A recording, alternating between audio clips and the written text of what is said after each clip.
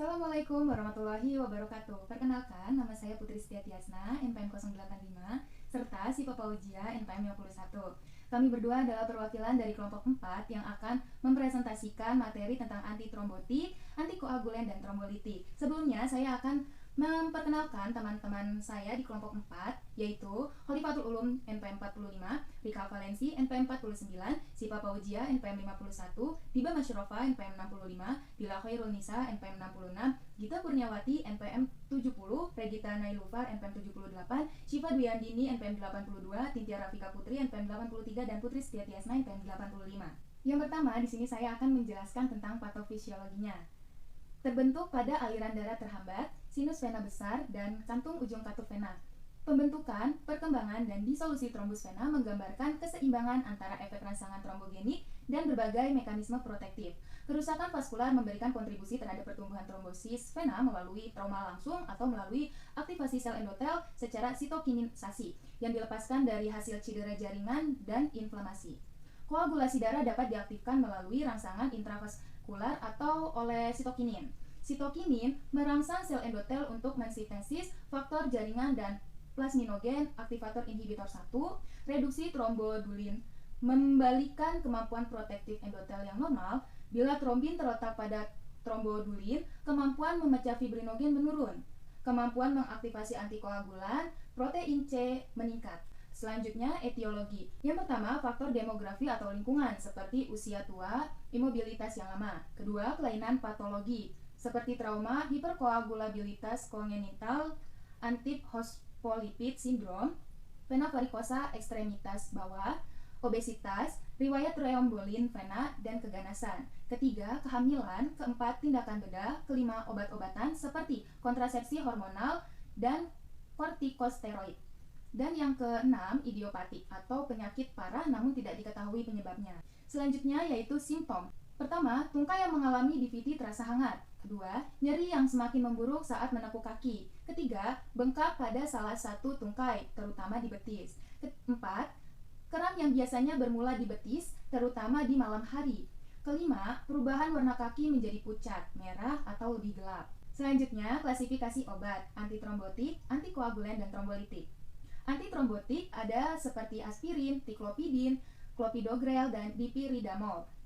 Yang pertama, aspirin atau asam asetil salisilat atau ASA. Mekanismenya seperti memiliki efek analgetik, antiinflamasi, dan antipiretik. Efek tersebut dapat berkaitan dengan mekanisme kerja aspirin yang dapat menurunkan produksi prostaglandin. Lalu, efek farmakodinamiknya, aspirin bekerja melalui inhibisi enzim siklooksigenase 1 dan 2 atau COX1 dan COX2 secara irreversibel, sehingga menurunkan produksi prostaglandin dan derivatnya, yaitu tromboxan A2. Efek yang diperoleh adalah efek antipiretik, antiinflamasi, dan antiplatelet. Efek sampingnya berupa gangguan pencernaan seperti mual, muntah, iritasi, pendarahan lambung dan usus, kenaikan asam lambung, dan tukak peptik. Reaksi alergi yang biasanya ditandai dengan gatal, kemerahan, bengkak, dan sulit bernapas. Gangguan jantung dan hati, gangguan darah seperti pendarahan, trombositopenia, anemia hemolitik, dan gangguan pembekuan darah. Selanjutnya dosis pada orang dewasa dan anak-anak. Pada orang dewasa, nyeri, demam, dan inflamasi 325-650 mg setiap 4-6 jam jika perlu. Antiplatelet dan antitrombotik 80-160 mg per hari pada infrak miokard dapat ditingkatkan hingga 300 mg per hari, sedangkan pada TIA atau stroke dapat ditingkatkan hingga 1000 mg per hari. Untuk dosis anak-anak kurang dari 12 tahun 10-15 mg per kilogram berat badan perharinya. Anak-anak yang di atas 12 tahun dosisnya 325-650 mg setiap 4-6 jam jika perlu. Selanjutnya indikasi sebagai analgetik, antiinflamasi, dan antipiretik pada sakit kepala, pusing, nyeri otot, nyeri sendi, dan demam. Lalu mengurangi risiko serangan ulang pada gangguan suplai darah sementara ke otak atau TIA atau stroke akibat pembekuan darah. Ketiga, mengurangi risiko kematian dan serangan ulang pada penderita dengan riwayat serangan jantung dan nyeri dada. Interaksinya yaitu hindari minuman alkohol, ibuprofen, antidepresan, pengencer darah atau warfarin, coumadin, dan gentofen saat mengkonsumsi aspirin. Kontraindikasinya seperti pada penderita riwayat alergi dengan asam asetil salisilat dan turunannya, memiliki tukak peptik parah, pendarahan saluran cerna, dan ulceratif colitis. Penderita polip yang berkaitan dengan asma, kelainan darah seperti hemofilia, anemia, hemolitik, trombositopenia, dan diatesis hemoragik atau kelainan proses pendarahan. Ibu hamil pada trimester ketiga karena dapat meningkatkan risiko keguguran atau masalah saat persalinan. Selanjutnya gangguan fungsi hati dan ginjal berat, dan yang terakhir sedang mendapatkan terapi antikoagulen. Perhatian dan peringatannya seperti penggunaan aspirin sebagai pengencer darah harus berdasarkan resep dokter dan dikonsumsi sesuai aturan dan anjuran dari dokter atau apoteker. Dilarang menggunakan obat lain secara bersamaan tanpa sepengetahuan dokter. Diminum setelah makan, menghindari efek gangguan pencernaan. Sediaan tablet selaput anterik diminum dengan cara langsung ditelan. Hentikan penggunaan dan hubungi dokter jika ada efek samping yang sangat parah. Aspirin tidak direkomendasikan untuk ibu hamil dan menyusui. Tiklopidin. Yang pertama, mekanisme. Mekanismenya seperti menghambat agresi trombosit melalui penurunan ADP, pengiriman sinyal agonis untuk agresi, dan menghambat ikatan fibrinogen pada GP-LID3A. Yang kedua, ada efek farmakodinamiknya. Tiklopidin adalah obat golongan antiplat yang bekerja dengan cara menghambat keping-keping darah atau trombosit, saling menempel sehingga mencegah terjadinya penggumpalan. Obat ini sering digunakan untuk menurunkan risiko berulangnya stroke akibat sumbatan atau stroke iskemik. Yang ketiga, efek samping. Efek samping berupa gangguan saluran pencernaan, misalnya mual, muntah, dan diare. Kadang juga bisa menyebabkan reaksi alergi kulit, misalnya ruam makulopapular atau artikaria, atau sering disertai pruritus. Obat ini juga dapat menyebabkan peningkatan kolesterol, trigliserida, enzim hati, dan pendarahan. Selanjutnya, dosis. Secara umum, dosis tiklopidin yang pertama, untuk mencegah penyumbatan setelah pemasangan stent pada jantung, dosis 250 mg sebanyak 2 kali sehari dalam 1 bulan. Tiklopidin umumnya dikonsumsi bersama aspirin. Untuk mencegah stroke, penyakit jantung koroner, dan penyakit arteri perifer, dosisnya 250 mg sebanyak 2 kali sehari. Indikasinya digunakan untuk mengurangi risiko stroke trombotik yang fatal atau non-fatal pada pasien yang pernah mengalami tanda-tanda stroke dan pada pasien yang telah mengidap stroke trombotik.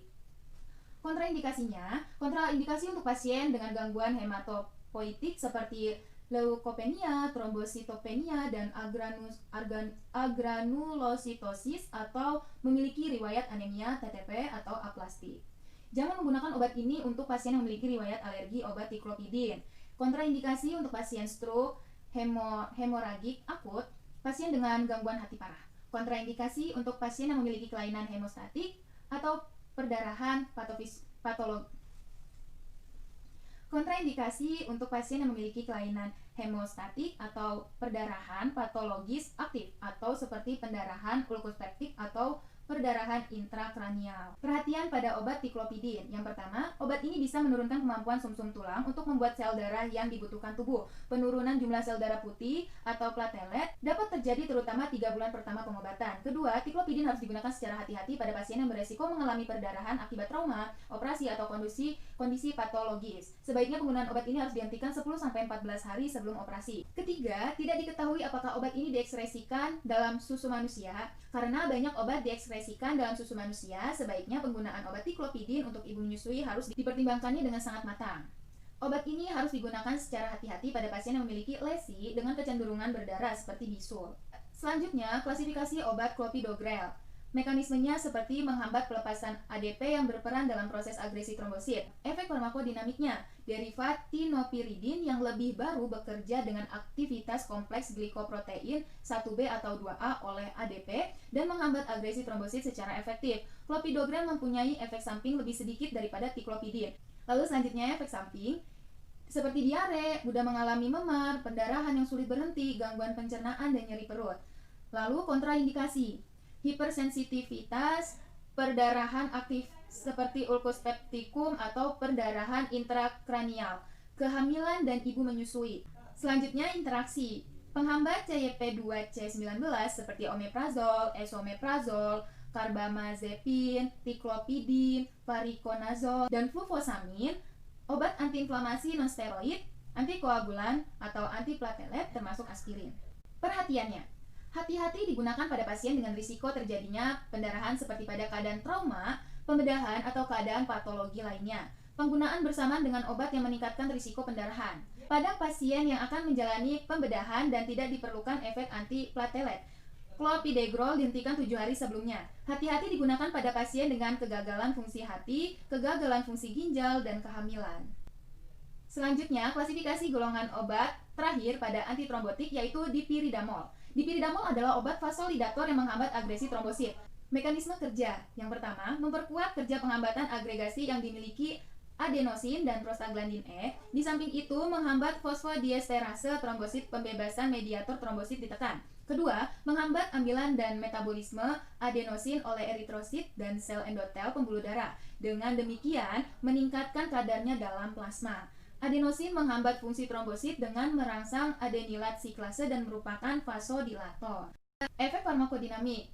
Saluran cerna, pusing, mialgia, sakit kepala berdenyut, hipotensi, muka merah dan panas, dan lain-lainnya. Efek samping, gangguan lambung, mual, muntah, diare, sakit kepala, dan vertigo. Indikasinya, gangguan sirkulasi darah koroner terutama disertai gejala angina pectoris. Selanjutnya ada interaksi. Kombinasi dipiridamol dan aspirin adalah NSAID yang sangat umum yang memiliki efek antikoagulan atau mencegah penggumpalan darah. Lalu selanjutnya dosis. Profilaksis jangka panjang katup jantung buatan 400 mg per hari bersama warfarin mencegah aktivasi trombosit selama operasi bypass. 400 mg dimulai 2 hari sebelum operasi. Lalu, cara penggunaannya secara oral. Oke, sebelumnya perkenalkan nama saya Zipa Paujia, NPM 51, yang akan melanjutkan penjelasan dari Tias, yaitu tentang antikoagulan. Sebelum masuk ke materi antikoagulan, sebenarnya kita harus tahu dulu faktor apa saja yang akan mempengaruhi pembekuan darah, karena koagulan itu kan pembekuan darah. Ini itu kita akan membahas anti pembekuan darahnya. Nah, faktor apa saja sih yang mempengaruhi pembekuan darah? Ada banyak sekali faktor yang mempengaruhi pembekuan darah seperti pada tabel di sini. Nah, mekanisme pembekuan darahnya ini ada yang sebagai mekanisme intrinsik dan juga ekstrinsik. Nah, yang intrinsik ini semua faktor sudah berada di dalam darah, namun yang faktor ekstrinsik ini berasal dari luar. Nah, apa sih antikoagulan itu? Antikoagulan adalah dia ini golongan obat digunakan untuk mencegah pembekuan darah dengan jalan menghambat pembentukan ataupun menghambat fungsi beberapa faktor pembentukan darah. Antikoagulan ini dibagi menjadi 3 kelompok, yaitu heparin, antikoagulan oral, dan juga antikoagulan yang bekerja dengan mengikat ion kalsium. Nah, yang pertama ini adalah heparin. Heparin bekerja meningkatkan efek antitrombin 3 dan meninaktivasi trombin. Begitu juga dengan faktor koagulan 9, 10, 11, 12, dan juga plasmin. Dan juga mencegah konversi fibrinogen menjadi fibrin. Heparin juga menstimulasi pembebasan lipase lipoprotein. Jadi heparin ini bekerja untuk menambah fungsi dari AT3. Seperti yang kita tahu, AT3 ini bekerja menghambat koagulan dengan menetralkan aktivitas trombin, faktor 10A, 9A, dan juga 7A. AT3 ini udah ada di dalam tubuh. Dengan ditambahkannya heparin, dia akan fungsinya akan bertambah. Efek farmakodinamiknya, heparin tidak diabsorpsi secara oral karena dia diberikan secara subkutan ataupun intravena.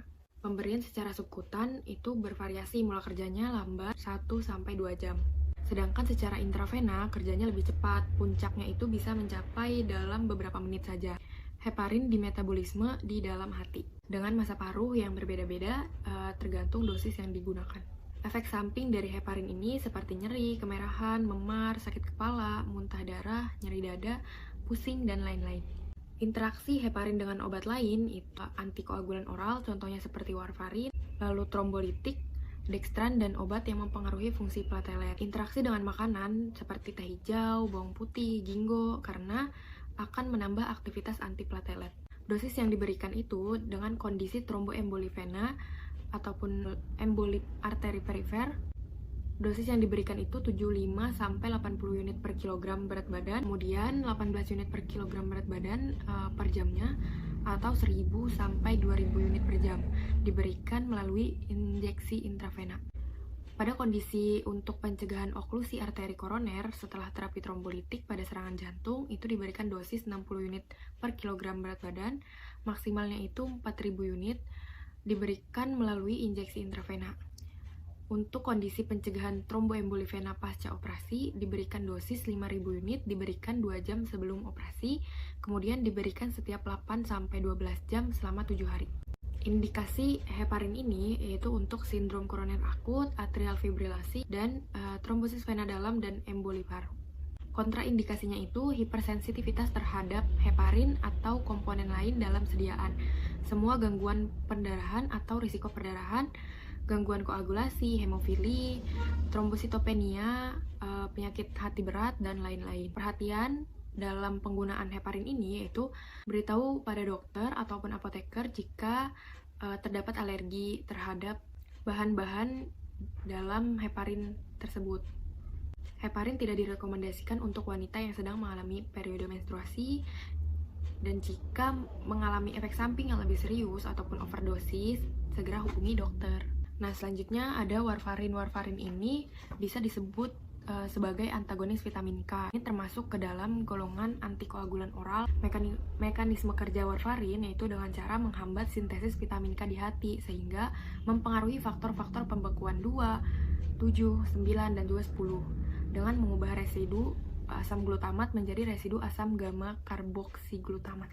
Efek farmakodinamiknya yaitu menghambat vitamin K epoksid reduktase sehingga terjadi deplesi faktor koagulasi vitamin K dependen. Absorpsinya berkurang bila ada makanan di saluran cerna. Dosis awal yang diberikan untuk orang dewasa itu 5-10 mg per hari, diberikan selama 1-2 hari. Untuk dosis perawatan pada orang dewasa 3-9 mg per hari. Dan untuk lansia, dosis yang diberikannya itu umumnya akan lebih rendah dibandingkan dosis orang dewasa. Efek samping penggunaan warfarin ini terjadinya perdarahan dari jaringan ataupun organ, nekrosis kulit dan jaringan lain, alopecia, urtikaria, dermatitis, demam, mual, diare, kram perut, hipersensitivitas, dan priapismus. Indikasi warfarin ini untuk profilaksis dan pengobatan komplikasi tromboembolik yang dihubungkan dengan fibrasi atrium dan penggantian katup jantung. Kontraindikasinya yaitu semua keadaan di mana resiko terjadinya perdarahan lebih besar dari keuntungan yang diperoleh dari efek antikoagulannya, termasuk pada kehamilan dan kecenderungan pendarahan. Perhatian dalam penggunaan warfarin ini yaitu hipertensi, anemia, ataupun penyakit hati. Warfarin bisa menyebabkan perdarahan dan juga hindari kontak fisik yang bisa menyebabkan terjadinya luka. Lakukan pemeriksaan darah secara rutin, hindari konsumsi jus anggur ataupun pomegranate. Interaksi warfarin dengan obat lain yaitu acetaminophen, beta blocker, kortikosteroid, siklosfamid, erythromycin, dan lain-lain. Nah, selanjutnya itu adalah golongan obat trombolitik. Yang pertama itu ada urokinase. Mekanisme kerja dari urokinase ini dia akan menghambat pembentukan plasmin oleh plasminogen aktivator. Jadi urokinase ini sebagai inhibitornya, di mana ketika dihambat plasmin ini tidak terjadi pembekuan darah karena fibrin ini adalah faktor dari pembekuan darah itu sendiri. Efek farmakodinamiknya ini yaitu mengacu pada zat enzim dengan protease serum serin aktif. Nah, serinnya ini sebagai asam amino. Banyak kesamaan dengan plasminogen dan mengubahnya menjadi plasmin dengan hidrolisis ligamen arginin valin. Keadaan aktif plasma yang diinduksi oleh urokinase meningkatkan penurunan dosis tergantung jumlah plasminogen dan fibrinogen, dan juga dapat meningkatkan kandungan produk hidrolisis fibrin dan fibrinogen. Produk hidrolisisnya ini dapat mempengaruhi pengurangan pembekuan darah dan meningkatkan efek heparin. Indikasi dari urokinase ini yaitu untuk emboli paru, tromboemboli vena, tromboemboli arteri. Dosis yang diberikan itu dengan secara intravena 1000 sampai 4500 IU per kilogram berat badan, dan secara oral itu 6 gram sehari 4 kali. Efek samping penggunaan obat ini yaitu fesesnya bisa berdarah ataupun berwarna hitam, batuk darah ataupun muntahan seperti ampas kopi, nyeri dada, mual, dan juga berkeringat. Nah, yang selanjutnya ini adalah streptokinase. Streptokinase ini berasal dari Streptococcus C. hemolyticus dan berguna untuk pengobatan fase dini emboli paru akut dan infak miokard akut. Nah, streptokinase ini akan mengaktifasi plasminogen dengan cara tidak langsung, yaitu dengan bergabung terlebih dahulu dengan plasminogen untuk membentuk kompleks aktivator. Nah, selanjutnya kompleks aktivator tersebut mengkatalis perubahan plasminogen bebas menjadi plasmin. Efek farmakodinamiknya itu streptokinase adalah obat yang digunakan untuk melarutkan gumpalan darah yang terbentuk di dalam pembuluh darah. Streptokinase mengandung enzim yang dapat memecah gumpalan darah dan diberikan kepada pasien yang mengalami serangan jantung.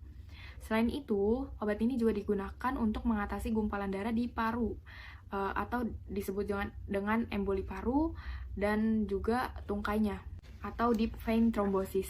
Dosis yang diberikan dalam penggunaan obat streptokinase itu pada dewasa, dosis awalnya itu adalah 250.000 UI. Dilarutkan dalam infus dan diberikan selama lebih dari 30 menit. Untuk dosis selanjutan yaitu 100.000 UI per jam selama 24-72 jam disesuaikan dengan kondisi yang diderita pasien.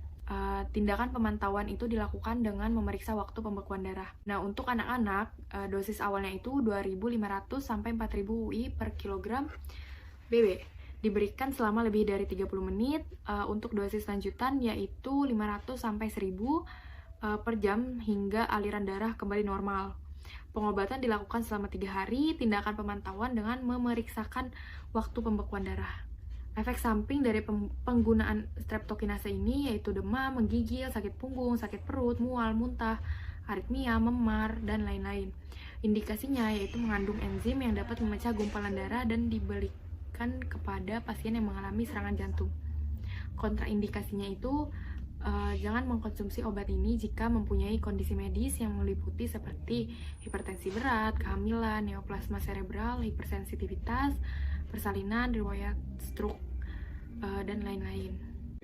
Perhatian dalam pemberian obat streptokinase ini adalah kepada lansia, stenosis mitral yang disebabkan oleh fibril atrial, penggunaan streptokinase dalam 12 bulan terakhir, penggunaan obat ini setelah CPR yang lama atau traumatik, retinopati diabetik, dan lain-lain. Interaksinya itu akan menimbulkan efek antagonis jika digunakan dengan antifibrinolitik. Berakibat fatal jika diberikan dengan antikoagulan seperti heparin dan juga antiplatelet seperti aspirin dan dipiridamol karena dapat mempengaruhi fungsi platelet dan meningkatkan risiko pendarahan. Sekian penjelasan dari saya, kurang lebihnya mohon maaf. Wassalamualaikum warahmatullahi wabarakatuh.